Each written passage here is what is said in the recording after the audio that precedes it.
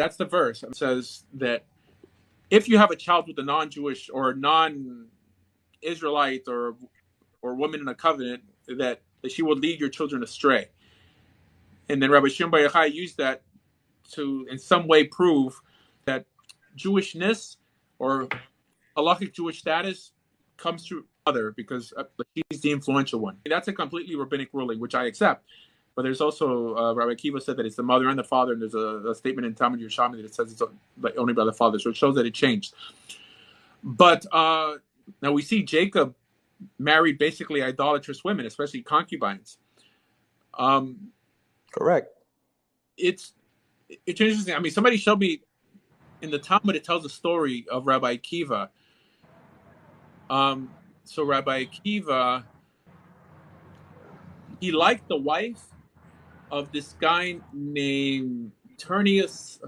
Liked the wife of some guy, and she wanted to be with him. And then she left the guy to marry Rabbi Akiva, but Rabbi Akiva said, "Well, you can't be with me unless you convert to Judaism." Now that story sounds simple, but it shows that Rabbi Akiva ultimately didn't care what this woman believed, and basically just told her to convert for marriage. Yes. Which shows that as long as they go through the procedure, it doesn't really matter what they believe. Now, the understanding is that if a woman converts for a man, she's most likely going to adopt the man's religion. I mean, I think that women don't care so much for the nonsense. They just want to be led in a certain direction. And clearly, I mean, she's marrying a man. I mean, I suppose she admires and respects his judgment, and she'll go in that direction. Men are a little more, they're not convinced fully. It's hard for them to marry into or become a religion for someone else and truly be devout. While a woman, I think, could convert for a man and end up becoming more devout than the man she converted for. Well, I mean, they don't gotta, women don't gotta sniff. You know what I'm saying? So there's also that factor.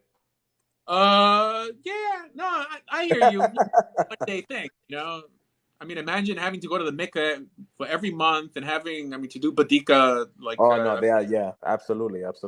Oh, it seems that makes it not as bad or worse. All right. Either way. So I don't know.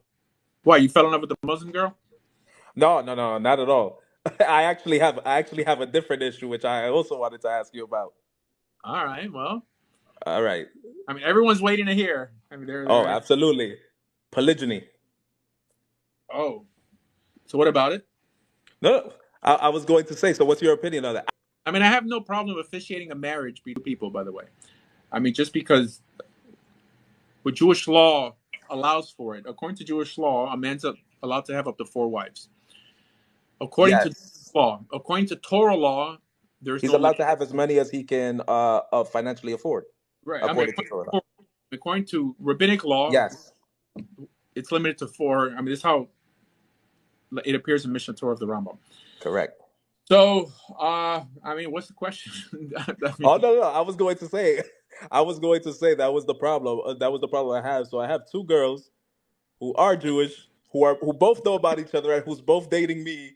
But I mean, it's not. You ain't even hiding you're Puerto Rican, dog.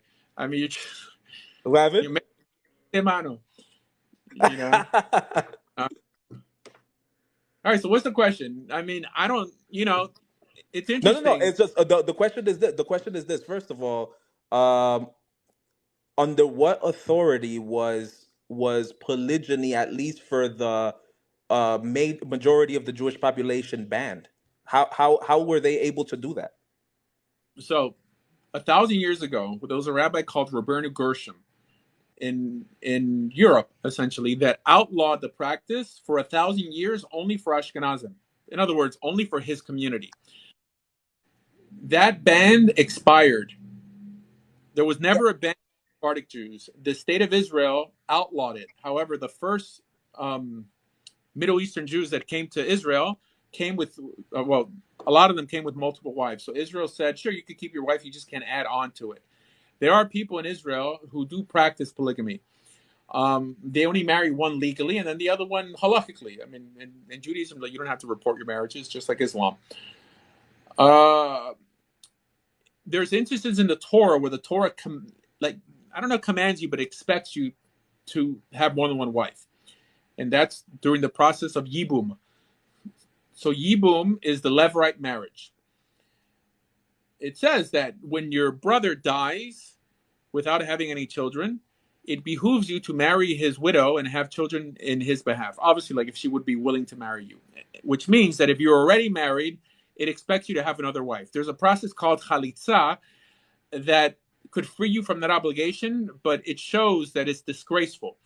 It's with the shoe and they have to spit and all this stuff. I mean, it shows that the ideal that what God wanted was for you to procreate in behalf of your dead brother. This is the whole story of Onan in the Torah. I mean, it's because of that. I mean, he was punished because he wouldn't procreate in behalf of his dead brother. That's pretty much it. I mean, I'm not saying that I'm into that stuff, but it's just there. I mean, what am I going to lie and say that? I mean, Judaism doesn't allow it. I mean, it's part of halakha.